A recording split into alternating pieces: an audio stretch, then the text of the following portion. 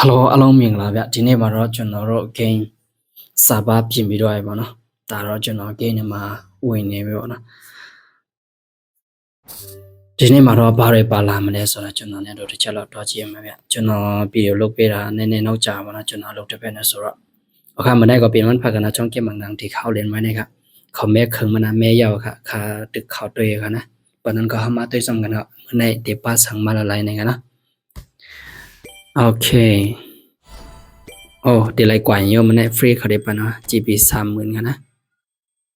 อันนี้ก็จะเป็นเกี่ยวกับเลยไปยามมิวเนตค่ะไปยามมิวเนตได้สาชกเดโมแล้วค่ะนะไปยามมิวเนตได้สืบกาจอมโกนามีแทงใบหู้นั่นกันนะพอทางอีกก็ได้ไรหู้ค่ะพอไปยันออกกันไหนก็ได้กึดเลยบากูสินยาก็ทอดหมุนแต่ตีป้ามาเขาว่าค่ะนะเวลาเจมซื้อว่าเจมมีหางจะได้มันไปมันนั่นกันนะไล่กว่า1 ปากค่ะปีน้องเขาไล่มันกันค่ะนะกว่า1 ปากค่ะนะตั้งใครไล่ได้ใครไล่ปิกใจค่ะนะอันนั้นพีอาจีค่ะคาฟาริยาไหนค่ะจีไอ้นั่นค่ะนะเต็มพอมห้องเลยค่ะนะเกี่ยวได้เกี่ยวค่ะมันเดี๋ยวป้ามาคุยกันใช่ไหมคะpolice caller ค่ะนะฮาคิมิก็ใครไล่ค่ะโอลิเซ่ก็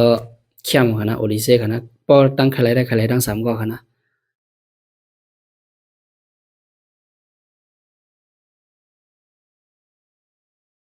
นะครับกับปันนี้ก็ได้ค่ะนะพอตีเรียนไว้อันขอปานไว้จอมไม่ใช่เช่นนั้นแต่ไรเลิกเอา1ก็ค่ะนะเวลาเขาได้ค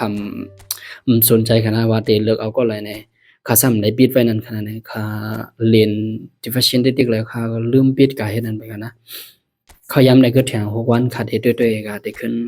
เลิกเอาเด็กกับปิดเนาะ AI จะนั่นเนี่ยเตขึ้นไม่เลิกเอาค่ะมาโดยจำกันนะเขาบันฟรี1ปอค่ะไอ้ไหนค่ะ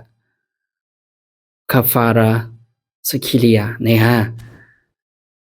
ไอ้นั่นเนี่ยฟลิสโคเลอร์ค่ะนะอย่าปิกไตยิงจอมอย่างอ่ะมา